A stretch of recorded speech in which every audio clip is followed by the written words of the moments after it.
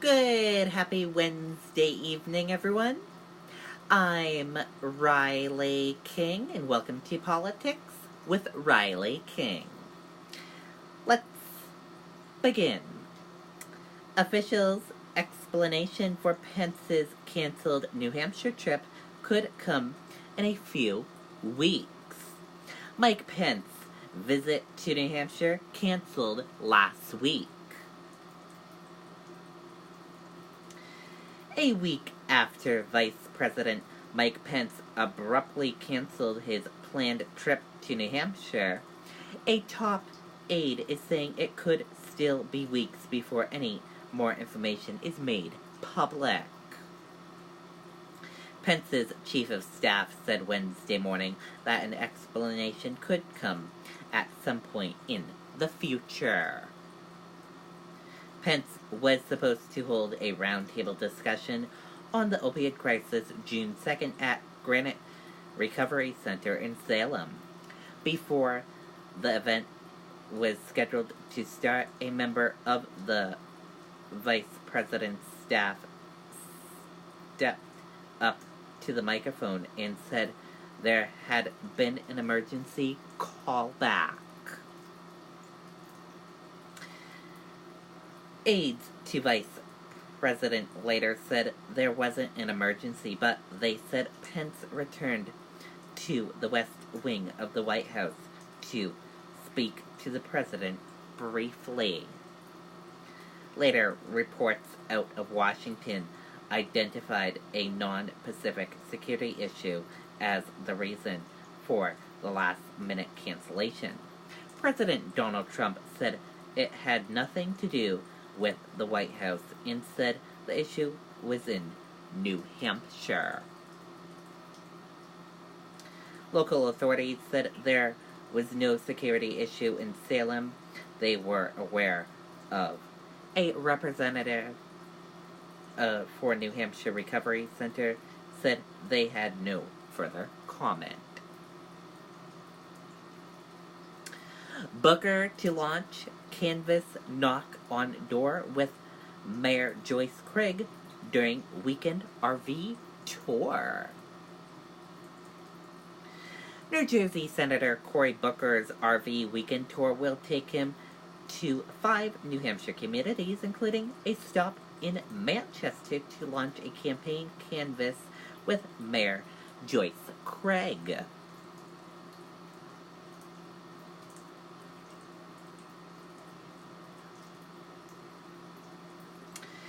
Executive Council on 3-2 party line vote rejects A.G. McDonald's nomination to become Chief Justice. Let's take a listen to that video from WMUR News 9.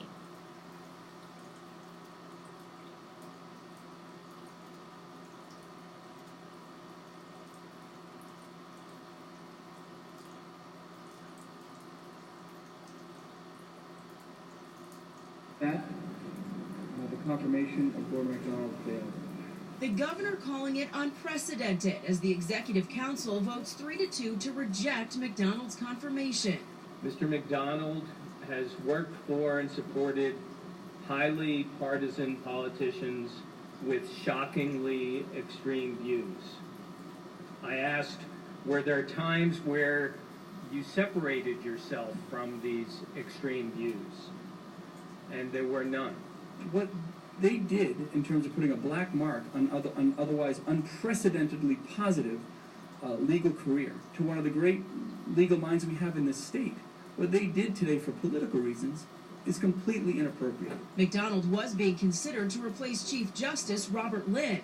I am deeply humbled and grateful for the extraordinary support I've had from both sitting and retired judges, lawyers, advocates, friends, all representing a broad spectrum of political views. The governor paused the judicial nominating process, including the nomination of Public Utilities Commission Chair Martin Honigberg to the Superior Court. I appreciate your bias in the situation, but I will not put up with that at all. That's unfortunate. Let's try over to tell you the truth. Now, the governor says he wants to reset and revisit the issue with the counselors and the legal community. He says only then, when he believes the process is fair, will he consider moving forward with other nominees. Live in the studio, I'm Charisse LeClaire, WMUR News 9. Okay, and there you go on that video and that report.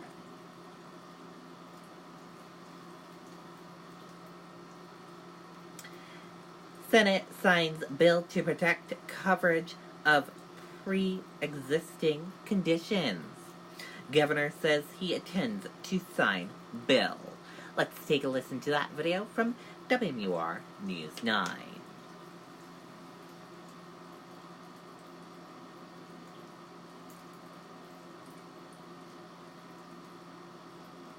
As millions await that ruling, New Hampshire is taking steps to protect people with pre-existing conditions. Senate Bill 4 has bipartisan support and would protect coverage for people who already have medical issues. Governor Sununu says he fully intends to sign that bill. The New Hampshire Healthcare Coalition and people who get their coverage under the ACA say they're worried about the health care they could lose. My whole family would be left without health insurance, and with pre-existing conditions existing in my family, we would be very hard-pressed to find any kind of coverage at all.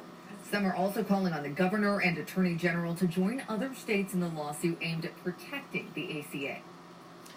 Okay, and there you go on that video and that report.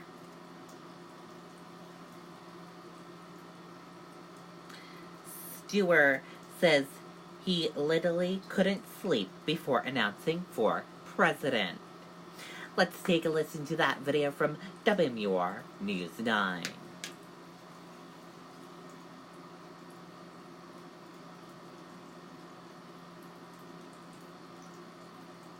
And Commitment 2020 tonight, billionaire Tom Steyer tells News 9 how he plans to stand out from the large Democratic field of presidential hopefuls. In his first New Hampshire interview since announcing his campaign today, Steyer told WMUR's John DeStacio that while the rest of the candidates are talking about health care, he thinks the focus should be on policies that would work. A campaign spokesman says Steyer plans to visit here later this month. We recognize New Hampshire, first of all, it's a critical early primary state, first primary state. So anybody who's serious about this nomination, and I certainly am, has to take it as a critical place to be. Steyer has been a vocal advocate for President Trump's impeachment. He's a graduate of Phillips Exeter Academy. Okay, and there you go on that video and that report.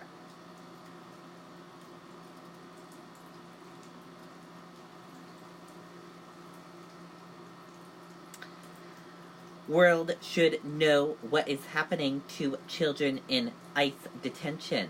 Mother testifies. A woman who is suing the U.S.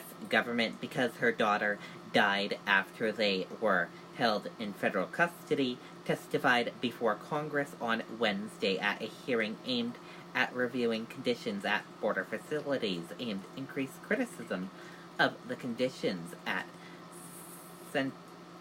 migrant holding centers.